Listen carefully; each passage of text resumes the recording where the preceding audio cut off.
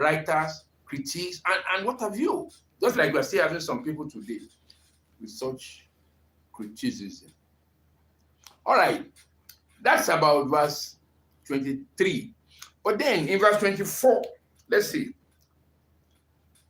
Now, verse 23, I'm just done with 22. Verse 23, right? So you can then understand why they call the place of skull. And also, I also read the book where they said that place was used for, killing evil people, bad people, and burying their skulls there. I read that. And why that resonated with me, when I was in Niger Delta, I was in a particular village, Abuluma. They have a place, like a bush. That place is called, I've forgotten the name now, it's like a bush of, judgment. So chiefs and wicked people are always sent there or buried there. So that this resonates with me when they said, chiefs. And that's why they brought Jesus there. And those two chiefs as well. So it's not a surprise. Some of these, assertions, you can't throw it away absolutely. Going by what we see over the years. All right. In verse 23, you will see, and they gave him to drink wine mingled with myrrh, but to receive it not. Now, some studies also prove that the reason why they gave him these drinks, was to relieve the pain. They said that wine, some school of thought said, was to relieve the pain. It was like a wine of relief, but Jesus rejected it.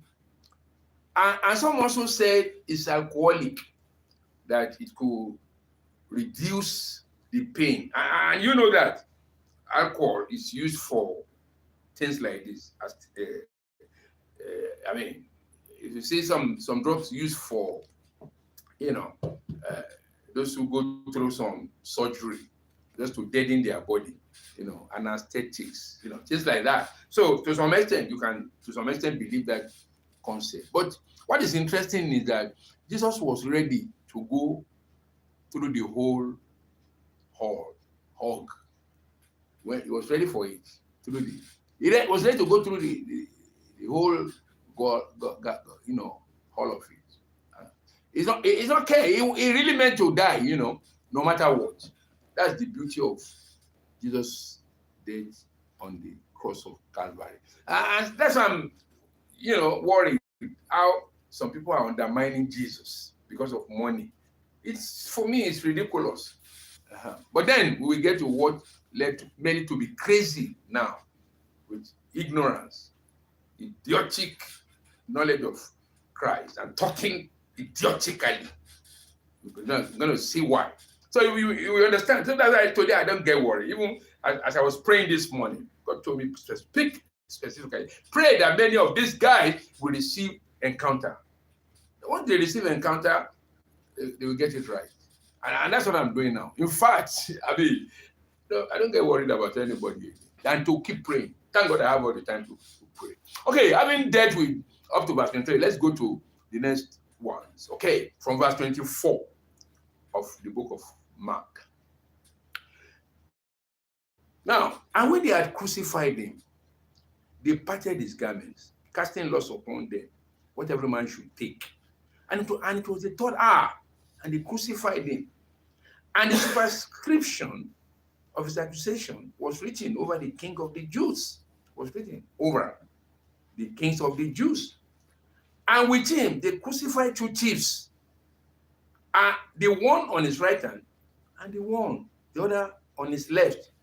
Verse 28. And the scripture was fulfilled, which said, and it was numbered with the transgressors. So let's consider those, verse 24 to 28. That's the crucifixion and fulfillment of prophecies.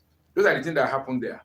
Crucified in line with prophecy of the prophets of old. All right, that's why I said we are contending with that for that prophecy of the prophet of old, and then Jesus Christ really fulfilling the prophecy. And the disciple, when he got the message from Mary, conveying the message